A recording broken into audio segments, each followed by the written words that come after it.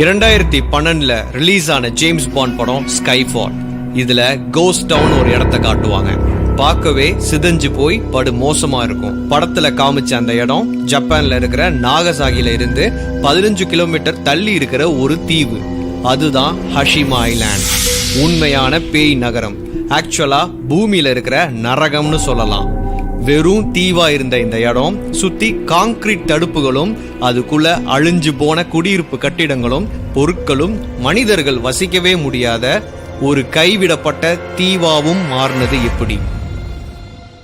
ஹஷிமா ஐலாண்டோட கருப்பு பக்கங்கள் உருவாக கருப்பா இருக்கிற நிலக்கரி தான் காரணம். சில நூற்றாண்டுகளுக்கு முன்னாடி ஹஷிமா தீவுக்கு பக்கத்துல இருக்கிற டக்கஷிமா தீவுல இருந்து மக்கள் அவங்க வசிக்கிற இடத்துல அதிக நிலக்கரி இருக்கிறத தெரிஞ்சுக்கிட்டு அதை முறையா பயன்படுத்திக்கிட்டு வந்தாங்க. அதுக்கப்புறம் 18ல இருந்து 19வது நூற்றாண்டுகள்ல ஃபுகாஹோரி குடும்பத்துக்கு கீழே அங்க இருந்த இடங்களும் சின்ன சின்ன தீவுகளும் வந்தது, ஹஷிமா தீவு உட்பட. 1850கள்ல நாகசாகி மிக முக்கியமான துறைமுகமா மாறின நேரம். அங்க வரக்கூடிய சர்வதேச கப்பல்களுக்கு நிலக்கரியோடைய அத்தியாவசியம் தேவையும் அதிகமா இருந்த நேரம். அதை புரிஞ்சுகிட்ட ஃபுகாஹோரி குடும்பத்தினர் அதை வச்சு அதிகமா வியாபாரம் பண்ண ஆரம்பிச்சாங்க. ஹஷிமா ஐலாண்ட் நிலக்கரி எடுக்கிறதுல முதன்மையான ஒரு இடமா மாறுனுச்சு. அந்த தீவை நிலக்கரி சுரங்கமா மாத்த பிரிட்டிஷை சேர்ந்த தாமஸ் பி குளோபர் உதவியோட நவீன உபகரணங்களை பயன்படுத்தி கிட்டத்தட்ட கடல் மட்டத்தில இருந்து 150 அடி ஆழம் வர போய் நிலக்கரி எடுக்க ஆரம்பிச்சாங்க.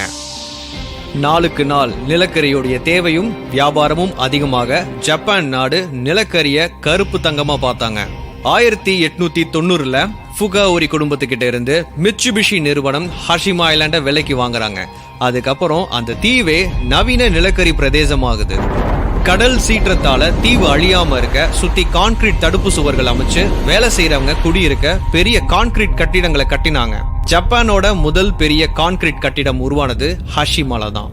அந்த தீவு பார்க்கவே ஒரு போர்க்கப்பல் மாதிரி காட்சி அளிக்கிறதுனால அதை பேட்டில் ஷிப் ஐலாண்டுன்னு சொல்லுவாங்க. ஹஷிமா தீவோட நிலப்பரப்பு வெறும் 20 ஏக்கருக்குள்ளதான்.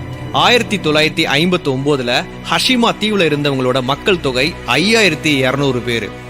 உலகத்திலேயே அதிக அடர்த்தியான மக்கள் தொகை கொண்ட இடமா ஹஷிமா இருந்துச்சு.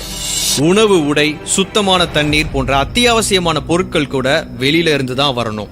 இடி, புயல், நிலநடுக்கம், சுனாமி இதெல்லாம் ஹஷிமாக்கு பழக்கப்பட்டதுதான். இருந்தும் இந்த சின்ன தீவுல அதிக மக்கள் இருந்ததுக்கு காரணம் நிலக்கரி. 1960க்கு அப்புறமா ஆயில், பெட்ரோலியம்னு மாற்று எரிசக்திக்கு வழி பிறந்தது. நாளடைவுல ஜப்பான் நாடும் எல்லா நிலக்கரி சுரங்கத்தையும் மூட சொல்லிட்டாங்க. அதனால 1974ல ஹஷிமா ஐலாண்ட்ல யாரும் இருக்கவே கூடாதுன்னு வெறும் 5 நாள்ல அங்க இருந்து எல்லாரும் வெளியேறணும்னு உத்தரவு போட்டது ஜப்பான் நாடு. அந்த வருஷத்துல இருந்து மக்கள் வசிக்க கூடாத, தடை செய்யப்பட்ட, கைவிடப்பட்ட தீவா மாறினது ஹஷிமா. அங்க இருந்த கட்டிடங்களும் பொருட்களும் இயற்கை சீற்றத்தால அழிய ஆரம்பிச்சது. உயிரினமே இல்லாத அழிந்த இடமா பார்க்க பேய் நகரமா இருந்த ஹஷிமா ஐலாண்ட் 35 வருஷம் கழிச்சு 2009ல இருந்து ஆராய்ச்சியாளர்கள், பத்திரிகையாளர்கள்னு அனுமதிக்க ஆரம்பிச்சாங்க. போக போக அதிக கட்டுப்பாடுடன் சுற்றுலாவாசிகள் வர ஆரம்பிச்சாங்க.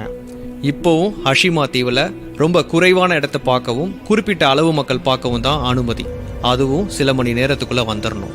ஓ, இதுதான் ஹஷிமா தீவோட கருப்பு பக்கமானு கேட்டீங்கன்னா அதுதான் இல்ல.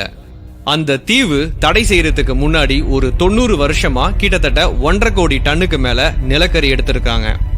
2ஆம் உலக போர்ல ஜப்பான் கைது செஞ்ச சீனர்கள் அப்புறம் கொரியா நாட்டை சேர்ந்த பல பேரை வேலை செய்ய அடிமைகளாக பிடிச்சிட்டு வந்தாங்க. இந்த சுரங்கங்கள்ல பல அடி ஆழத்துல 30 டிகிரி வெப்பத்துல வேலை பார்க்கணும்.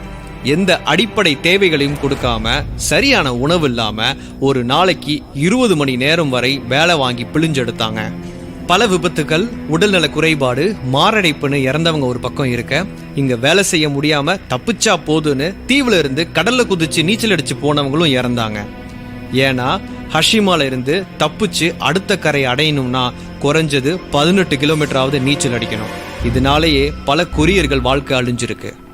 சரி, நேர்மையா சுரங்கத்துல வேலை செஞ்சவங்களுக்கும் சரியான ஊதியம் கிடைக்கல. வர வேண்டிய ஊதியத்தையும் ஜப்பான் மேலதிகாரிகள் திருடிடுவாங்க. உணவும் இல்லாம, ஊதியமும் இல்லாம, உழைப்ப மட்டும் கொடுத்து கொடுத்து உயிர் உருகி போன கொரியர்களின் பிணங்கள் மேலதான் ஹஷிமா தீவு இருக்குன்னு சொல்லலாம். ஜப்பான் நாட்டோட முயற்சியால 2015ல யுனெஸ்கோவின் உலக பாரம்பரிய சின்னம் வேர்ல்ட் ஹெரிடேஜ் சைட் என்னும் அந்தஸ்து ஹஷிமாக்கு வழங்கப்பட்டது. இதுக்கு முழு எதிர்ப்பு தெரிவித்த கொரியர்கள் எங்கள் மூதாதையர்களின் ரத்த அடையாளம் இந்த ஹஷிமான்னு சொன்னாங்க. இதெல்லாம் சித்தரிக்கிற வகையில 2017 த பேட்டில்ஷிப் ஐலாண்ட்னு கொரியா படம் ரிலீஸ் ஆனிச்சு. உலக பார்வையில பல பேர் கவனத்தையும் ஈர்த்துச்சு. படத்திலையும் சரி நிஜத்திலையும் சரி அங்க இருந்த அடிமைகளின் வலி நம் கண்களை நீர்க்குளமாக்கும்.